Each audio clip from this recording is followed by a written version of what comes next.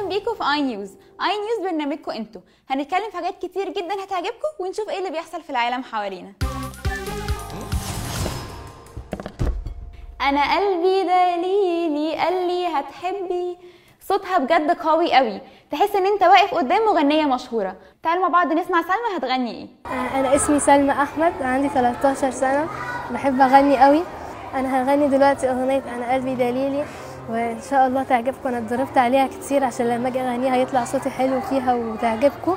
وانا شايفه لو جالي اي مناسبه او اي حاجه ممكن اغني فيها وهبقى اغنيها عشان شايفه ان صوتي حلو فيها، وان شاء الله تعجبكم.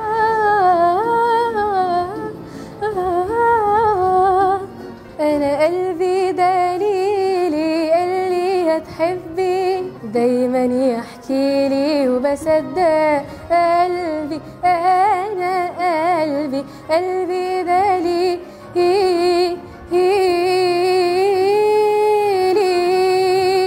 وانا صغيره كنت بشوف مامي على طول بتغني وكده، فصوتها عجبني قوي، ولقيت صوتي حلو طلع زيها، فقررت ان اغني واتدرب عشان اخلي صوتي احلى. بحاول افصل ما بين الغنى وما بين لما اذاكر وقت الدراسه وكده. حتى لو عندي حفله بحاول انظم وقتي اني اخلص المذاكره بدري عشان اروح اتدرب على الاغنيه مثلا اللي هغنيها في الحفله كده. سماء بيقول لي يا حياتي تعالي تعالي تعالي، غني لي تملي وقولي لي تملي، الحب ده غنوة. اكتر حاجه بحب اعملها في وقت فراغي الغنى فرق معايا في المدرسه يعني، وخلاني اتعرف على ناس جديده وتعرفت على ناس جديده كتير، وبقيت بغني في الحفلات بتاعه المدرسه على طول.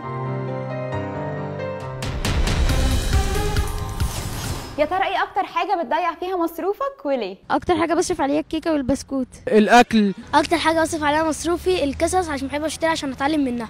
اكتر حاجه بصرف عليها مصروفي بلاي ستيشن. اكتر حاجه بصرف عليها مصروفي مثلا بروح احوشهم وبشتري بيها هدايا. بروح مثلا اصرفها على حاجه حلوات كانت زي كده. اكتر حاجه بصرف عليها مصروفي البلاي ستيشن والبلياردو.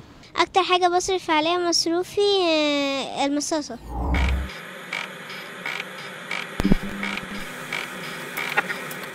ايه اكتر موقف مريت بيه في حياتك حسسك ان انت فخور جدا بنفسك؟ اكتر موقف عدى عليا حسيت ان انا فخور بنفسي فيه. كنت ماشي في الشارع وكان في بنت بتعاكس ودافعت عنها، فحسيت ان انا فخور بنفسي. يعني مثلا بسند واحده كبيره كده يعني. مره كنت انا في اتوبيس، فكان في واحد اعمى، ففي ست كبيره كده قالت لي خد نزله معاك يعني وشوف عايز يروح فين.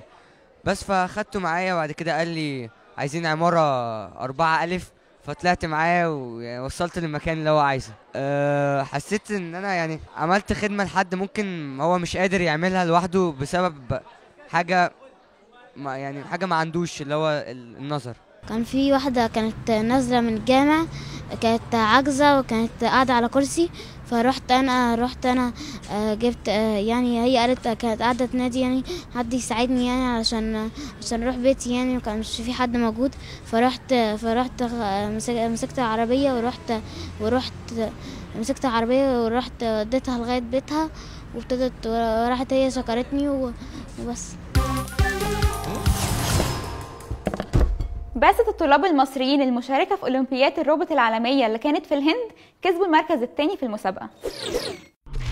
وسط 48 شخص من عيلتهم وصحابهم احتفل التوأم بعيد ميلادهم ال100، وقالوا إن الشغل والتغذية هو سر العمر الطويل. دلوقتي تعالوا مع بعض نشوف محضرين لكم ايه في الفقرة اللي جاية. أنا اسمي محمد علي جعفر، أنا في أولى ثانوي، بلعب كرة من رابعة ابتدائي، بلعب مدافع لأن زمايلي بيبقوا مطمنين وأنا بلعب وراهم.